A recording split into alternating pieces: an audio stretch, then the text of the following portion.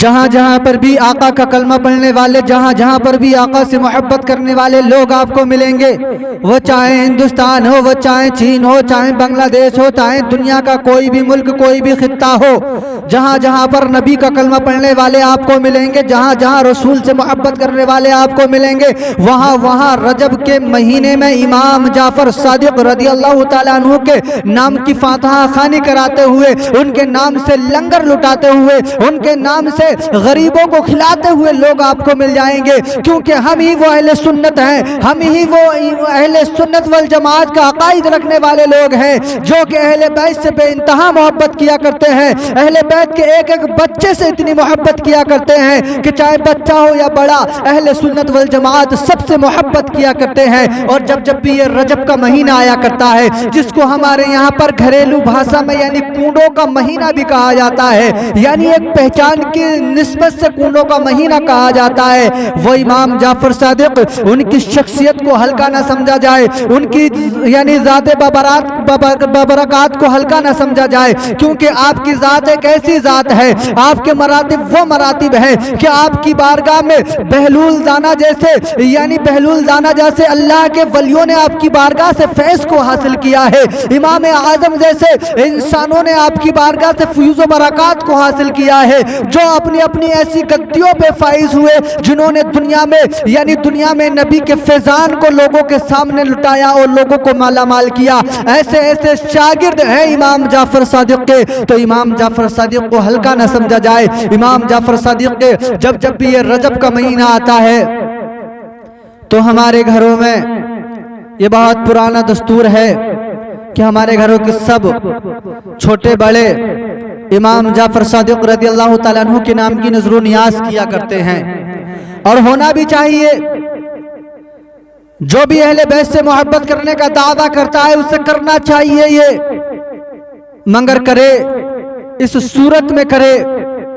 کہ اگر نہیں ہو تو وہ ادھار لا کر نہ کرے، نہیں ہو تو وہ بیاس پہ لا کر نہ کرے۔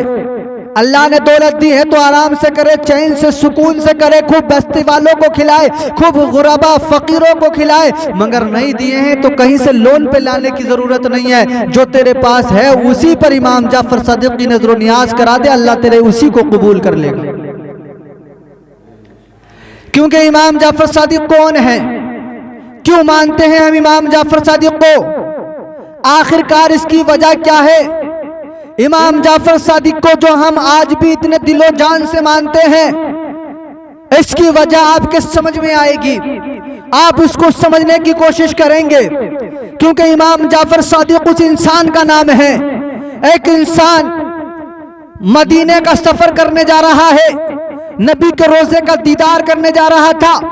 خانہ کعبہ کا طواف کرنے جا رہا تھا، یعنی حج کے لیے جا رہا تھا۔ وہ 40 دینار نکال کے لایا اور لانے کے بعد امام جعفر صادق کو دے دیے اور کہا، امام جعفر صادق یہ پیسہ میں آپ کو دے کے جا رہا ہوں، یہ رقم میں آپ کے حوالے کر کے جا رہا ہوں، میرے لیے اس سے اپنی اس بستی میں کوئی مکان خرید لیں، اس پیسے سے میرے لیے کوئی نہ کوئی مکان کا انتظام کر لیں۔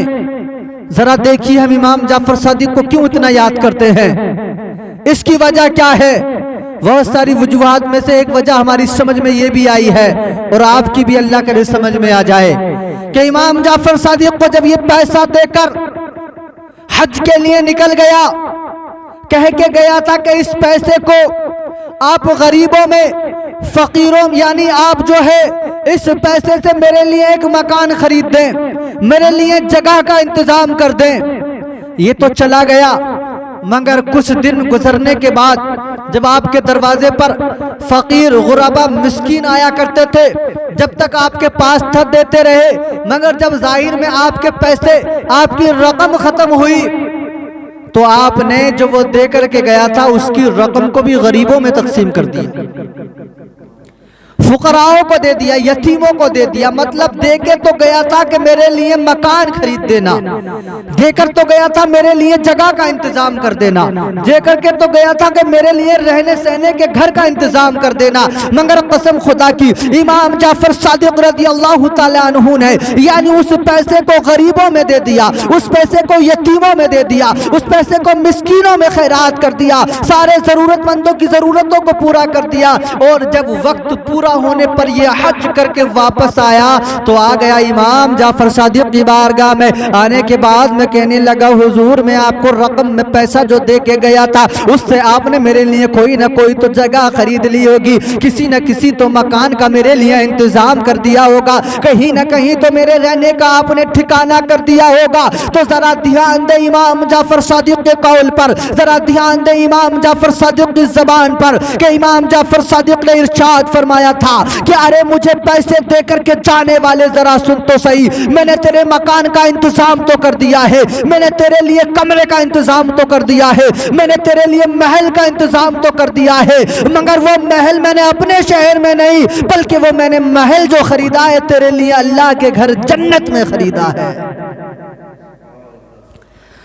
तेरे लिए जो महल का इंतजाम किया है, तेरे लिए जो कमरे का इंतजाम किया है, वो मैंने दुनिया में नहीं, अपने शहर में नहीं, वो मैंने जन्नत में किया है, वो अल्लाह के उस अच्छे घर में किया है जिस घर में जाने की हर मुसलमान तमन्ना करता है। चाहे कोई शराब पीने वाला हो, चाहे जुआ खेलने वाला हो, चाहे जिना करने वाला हो, चाहे हरमकारी करने वाला हो, चाहे चोरी करने वाला हो, आप उससे भी पूछेंगे तो कहेगा हाँ जन्नत में मैं भी जाऊंगा, जन्नत में मैं भी जाऊंगा। सब जन्नत में जाने का मान करते हैं, सब जन्नत में जाने की तमन्ना करते हैं। इमाम जाफर सादिक रज़ी अल्लाह तआला अन्हु ने इरशाद फरमाया कि हमने तेरे लिए मकान जन्नत में खरीद दिया है। बोलो सुभान अल्लाह,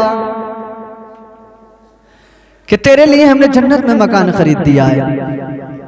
तो वो कोई पिलपिले अकीदे का नहीं था, वो कोई पिलपिले अकीदे का नहीं था। इमाम जाफर सादिक ने कहा, उसने यकीन कर लिया कि अगर आपने खरीदा है, आप मालिक जन्नत के बेटे हैं, आपने खरीदा है तो हमें, यानी मालिक मकान का बेटा भी मालिक मकान हुआ करता है। अगर मालिक मकान ना हो, उसका बेटा वहां पर हो तो उसी को मालिक समझा जाएगा, क्योंकि उस वक्त में उसका वारिस वही है। तो वहां पर अगर मालिक जन्नत नहीं तो मालिक जन्नत का बेटा तो मौजूद है, तो मालिक मकान उसी को समझा जाएगा। कहने लगा कि आपने खरीदा है, मुझे आपकी बात पर यकीन है, मगर दिखाने के लिए अगर कोई सबूत मेरे पास हो जाए तो बड़ी अच्छी बात। दिखाने के लिए अगर कोई सबूत आप मुझे दे दें तो बड़ी अच्छी बात है। कहने लगे क्या चाहता है? कहने लगा हजरत आप अगर थोड़ा सा पर्चे पे आप मुझे लिख कर दे दें कि मैंने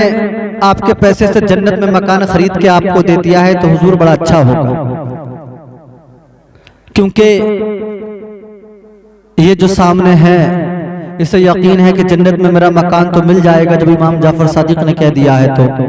मगर अगर पर्चे में लिख कर दे दें तो बहुत अच्छी बात होगी और पक्की बात हो जाएगी। तो इमाम जाफर सादिक रज़ी अल्लाह तआला अन्हु ने इरशाद फरमाया, आए मुझे रकम देने वाले, आए मुझे पैसा देने वाले, जरा गौर तो कर अपने उस मकान पर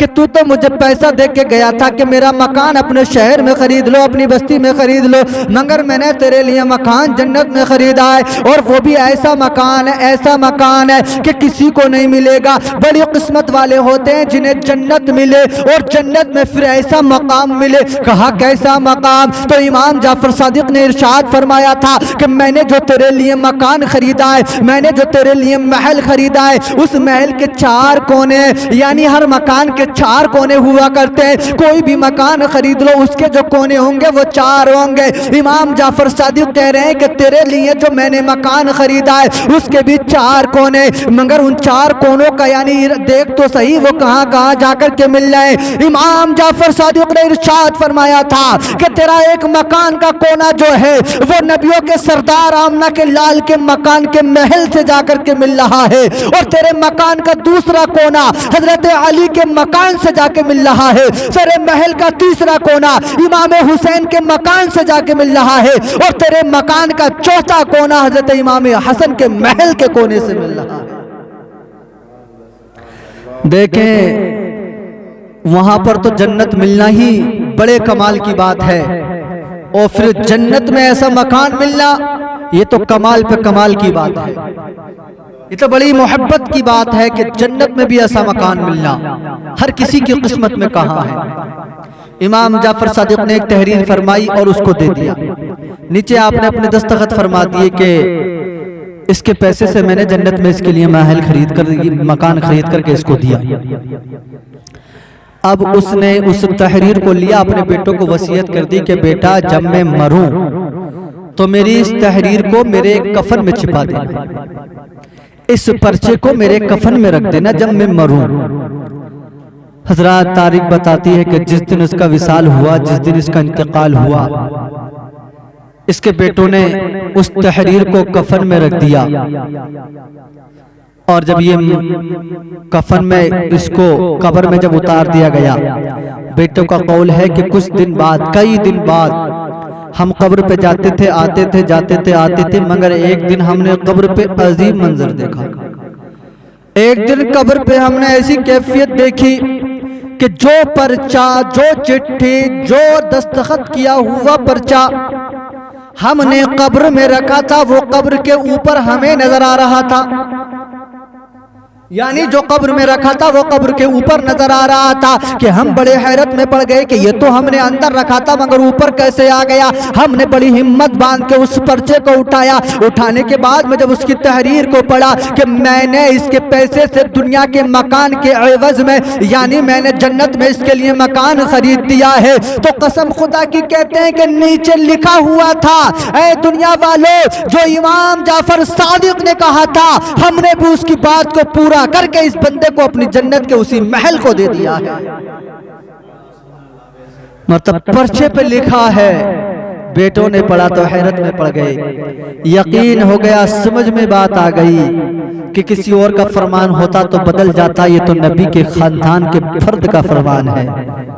زمین پھٹ سکتی ہے، آسمان گر سکتا ہے، نبی کا خاندان کبھی ادھر سے ادھر نہیں ہو سکتا، نبی کا خاندان ہمیشہ حق کی بات کرتا ہے اور حق پر رہتا ہے۔ تبھی تو میرے آقا نے ارشاد فرمایا تھا کہ جو میری اہل بیت اور میرے قرآن کو اپنے ساتھ رکھے گا وہ کبھی گمراہ نہیں ہوئے گا، جو قرآن کا ساتھ نہیں چھوڑے گا، جو اہل بیت کے دامن کو نہیں چھوڑے گا وہ کبھی گمراہ نہیں ہوگا۔ پتا چلا کہ جو قرآن کو چھوڑ کے خالی اہل بیت کو مانے وہ بھی گمراہ ہو جائے گا، اور جو خالی اہل بیت کو چھوڑ کر قرآن کو مانے وہ بھی گمراہ ہو جائے گا۔ اگر مسلمان اور سچا پکا ایمان والا بن کے رہنا ہے تو ہمیں دونوں کو مضبوطی کے ساتھ پکڑنا پڑے گا۔